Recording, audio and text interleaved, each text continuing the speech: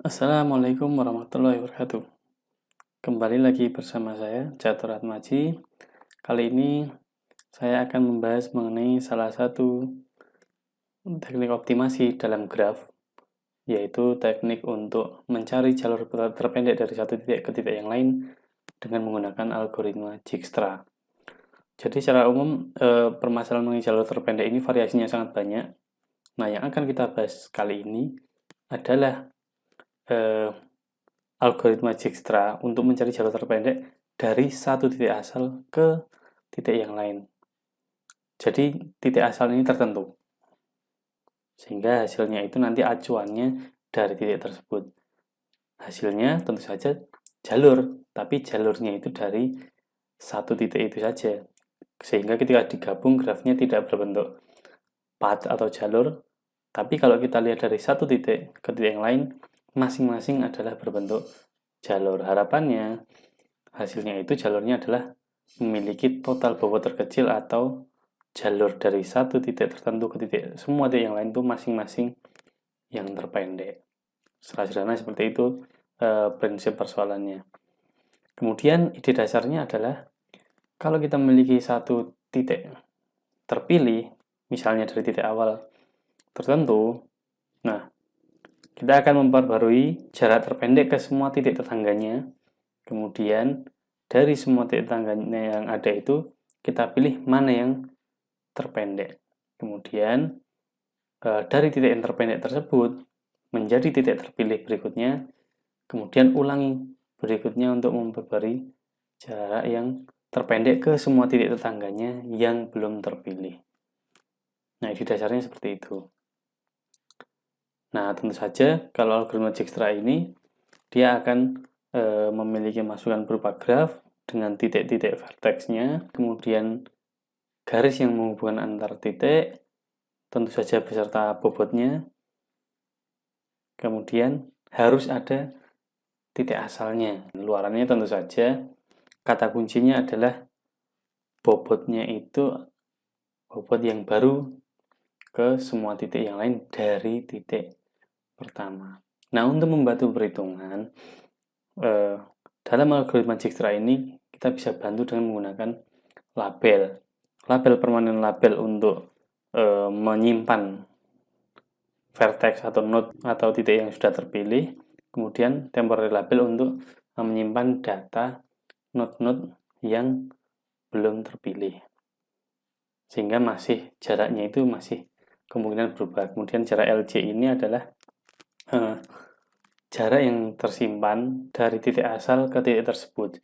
Jadi LJ di sini maksudnya adalah kalau kita punya V1 untuk titik awalnya, maka L2 itu adalah jarak dari 1 ke 2. L3 adalah 1 ke 3. L5 adalah 1 ke 5 dan seterusnya. Nah, hasil algoritma Dijkstra ini akan memiliki nilai LJ yang harapannya itu yang terpendek. Oke, ini misalnya kita punya graf seperti ini. Ini adalah graf dengan 6 buah titik. Tentu saja masing-masing garis yang ada memiliki bobot. Anggap saja kita bobot garis ini sebagai jarak. Akan sangat berbeda ketika kita milih satu titik tertentu sebagai titik asal, misalnya A, tentu saja berbeda dengan titik asal C. Misalnya kalau saya berada di titik A, kita punya data permanen label. Dalam kondisi awal tentu saja yang permanen adalah A sebagai titik asalnya. Kita tulis misalnya V1. Maka semua node yang lain masuk ke temporary label. Kemudian sebelum kita tahu grafnya, baru tahu node-nya saja, LJ, di mana LJ ini adalah jarak V1 ke VJ, karena kita belum lihat grafnya, anggap saja ini baru lihat node-nya, semua kita kasih nilai selain A, kita kasih nilai besar. Ini sebenarnya intinya itu adalah sangat besar Atau bisa kita isi tak hingga. Tapi kalau tidak terlalu besar grafnya, kita isi angka yang bilangan yang sangat besar saja sudah cukup, misalnya di sini 1000. Tapi untuk node yang pertama, karena VA ke VA, dia tentu saja terpendeknya adalah 0. Nah, kemudian setelah melihat grafnya ini, dari A, kita cek semua tetangganya. Di sini, A tetangganya hanya B, E, sama F saja. Di sini B, ini F, ini E, ini B. Sehingga yang perlu kita update adalah B, E, dan F saja. Yang C kenapa tidak diupdate? Karena tidak ada garis langsung dari A ke C. Begitu juga yang D. Sehingga kita bisa update menjadi seperti ini. B, E, dan F. Nah, langkah berikutnya adalah kita memilih dari temporary label ini, B, C, D, E, F ini, mana yang memiliki jarak dari A yang terpendek. Ini. Nah, kebetulan adalah E. Maka, si E ini berikutnya akan masuk ke permanent label. Sedangkan di temporal label, titik E ini harus kita buang. Sehingga kita terpilih ini harus kita nyatakan sebagai garis yang terpilih, beserta node-nya yang terpilih. Nah, kita bisa update seperti ini. AE, kemudian, nah apa yang kita lakukan berikutnya? Sekarang, node sebagai acuannya adalah E. Ini node acuannya. Ini sudah tidak perlu dilihat, ini sudah tidak perlu dilihat. Nah, yang perlu kita update adalah tetangganya si E. Di sini tetangganya si E hanya ada 2, yaitu C dan D. B sama F bukan tetangga dari E. Maka kita perlu update si C ini. Nah, C tadinya 1000, kita update menjadi berapa? Nah, LC ini kita akan update apakah nilai sebelumnya atau nilai yang baru. Minimum dari yang sebelumnya, LC sebelumnya. Nah, sebenarnya LC ini kita bisa tulis simbolnya itu kasih seperti ini kalau belum pasti. LC sebelumnya itu 1000, atau yang baru itu karena kita acuannya sekarang itu adalah titik E, node acuannya E, maka LE itu adalah 4 ditambah dengan garis dari E ke C. LE itu adalah 4, kemudian garis dari E ke C memiliki bobot 3, sehingga ini sama dengan 7 minimum, maka ini bisa kita tulis minimum 1000,7. Mana yang lebih kecil? Oh, ternyata yang kecil adalah 7, maka C akan kita update menjadi 7. Begitu juga untuk yang D. Yang D dia minimum LD yang lama yaitu 1000 dengan LD yang baru yaitu dari titik E menuju ke D. 4 tambah 6 yaitu 10, sehingga D kita update menjadi 10. Nah, ini acuannya. Kemudian C dan D ini adalah update-nya. Nah, dari sini kita melihat TL-nya ini. BCDF. BCDF mana yang memiliki jarak terpendek? 10, 7, 10, dan 15. Nah, ini yang terpendek kebetulan adalah 7. LC sama dengan 7 ini artinya adalah dari A ke C itu dia totalnya 7. Makanya C akan masuk ke permanent label dan dia akan dihapus dari temporary label. Nah, seperti ini. Setelah kita update. Nah, berikutnya kita harus ngupdate semua tetangganya C yang belum terpilih. Di sini tetangganya hanya B dan D. Nah, untuk yang B sebelumnya 10, berarti minimum antara yang 10 dan minimum sebelumnya yaitu 10. Yang baru adalah dari C ke B. LC tambah garis C ke B. LC itu adalah 7, C ke B yaitu 2. Oh, ternyata yang baru adalah 9, lebih pendek daripada 10. Maka ini sama dengan 9. Kemudian yang D sama juga. Yang sebelumnya 10, kita update menjadi 7 plus 1 karena CD-nya 1. Maka ini akan kita update menjadi 8. Hanya ada 2 itu. Yang F tidak ada jalur langsung dari C, maka tidak diupdate. Nah, seperti ini. Ini adalah yang terupdate adalah si B dan D, kemudian C acuannya.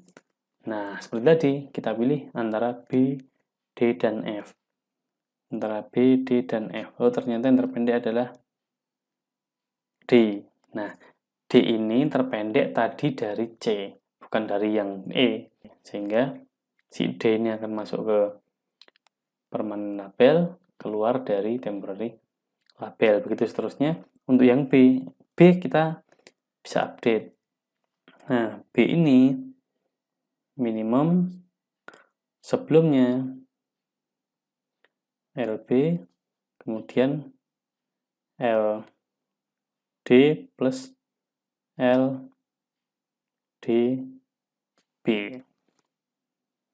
Di sini adalah minimum 9 dan 8 tambah 3 tentu saja tetap 9. Maka kita hanya membandingkan antara B dan F. B dan F tentu saja kita pilih yang B. Tapi yang perlu diingat adalah ketika kita memilih B, jalurnya atau garis yang terpilih bukan DB, melainkan yang sebelumnya terakhir diupdate, yaitu C. Jadi sebenarnya kalau kita ini implementasikan ke dalam suatu program komputer, kita harus tahu bahwa si B itu terakhir diupdate dari node siapa. Tentu saja, kalau kita cek di sini, ini terakhir diupdate adalah sini. 10 ke 9. 10 ke 9 ini dia diupdate ketika node terpilihnya adalah C, ini acuannya. Sehingga ketika di sini terpilih, ini garis yang terpilih adalah C, B. Karena ini adalah acuannya adalah si C.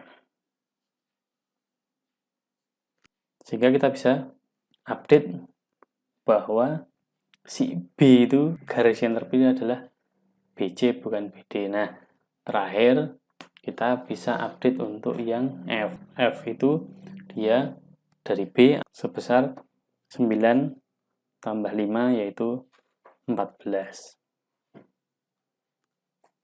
Nah, tidak perlu dipertanyakan lagi. Kira-kira langkah seperti itu.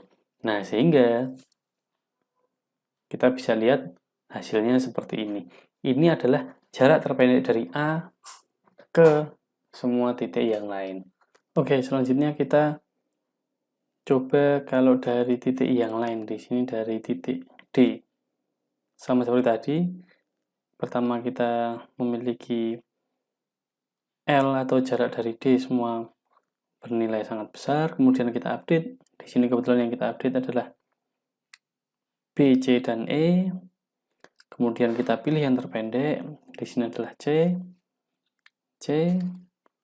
Nah, kita bisa update garisnya DC, kemudian begitu juga permanen label dan temporer labelnya, kemudian kita update dari C, kebetulan dia hanya bisa ngupdate B dan E. B ini ketika kita update dia akan bernilai 3 karena LB yang baru itu adalah minimum dari LB yang lama dengan yang baru, yaitu LC tambah garis C ke B. Di sini kebetulan 3 dan 1 plus 2 yang artinya juga 3. Bagaimana kita menentukannya? Apakah B itu diambil dari D ataukah B itu diambil dari C? Sama-sama 3. Sebenarnya ini masalah pemrograman saja. Kalau Anda pakai program, Anda mau if seperti apa untuk minimumnya, terserah. Totalnya 3, tapi kalau kita mau pilih jalur, kita bisa pilih misalnya yang lebih sedikit titik yang dikunjungi. Berarti kan di sini D, C, B, dan D, B. Kalau berarti kita juga ingin menentukan pengunjungan tersedikit, berarti kita pilih saja langsung DB. Oke.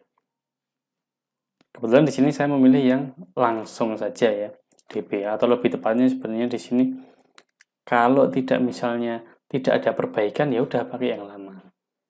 Sama itu kan artinya bukan lebih baik. Jadi sama saja kita pilih B. Kemudian sama seperti tadi dari B kita bisa update A dan F, di mana A 3 tambah 10 ya 13, dan F sama dengan 3 tambah 4, 5 yaitu 8.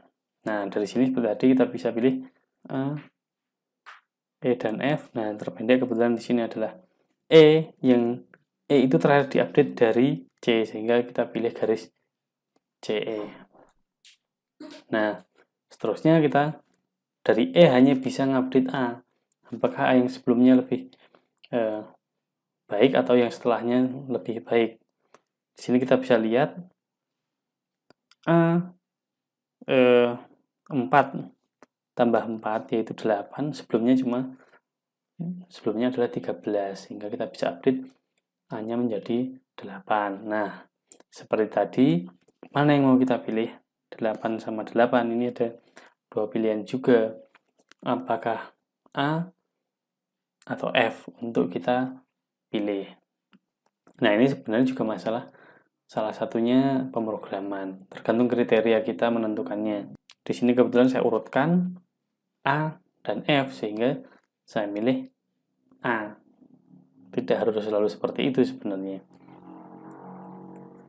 Sehingga kita pilih A, kemudian F kita bisa update. Apakah dia AF itu yang terbaru? Tentu saja seperti ini tidak, karena AF adalah 15 nanti akan sangat besar. Sehingga F tentunya dari yang sebelumnya, dari B, kita bisa lihat bahwa hasilnya adalah seperti ini. Oke, ini adalah Dijkstra ketika kita mulai dari titik D. Nah, hasilnya seperti ini. Kalau kita bandingkan, kita bisa lihat bahwa dari titik A sama dari titik D hasilnya adalah cukup berbeda, tergantung pada bagaimana kita memiliki titik asal untuk menuju ke semua titik yang lain. Kalau kita lihat di sini, ini bukanlah jalur, terlihat seperti spanning tree, tapi sebenarnya fokusnya adalah dari satu titik. Ini jalur, ini juga jalur. Kemudian ini adalah jalur, ini juga jalur. Masing-masing individunya itu yang kita anggap sebagai jalur terpendeknya, bukan bentuk graf hasilnya ketika disusun. Begitu juga yang dari titik D. Ketika kita lihat cabang di sini, A ke C sama A ke B, saya kira itu mengenai Dijkstra untuk mencari jalur terpendek dari satu titik tertentu ke titik yang lain. Kita jumpa di lain waktu. Terima kasih. Assalamualaikum warahmatullahi wabarakatuh.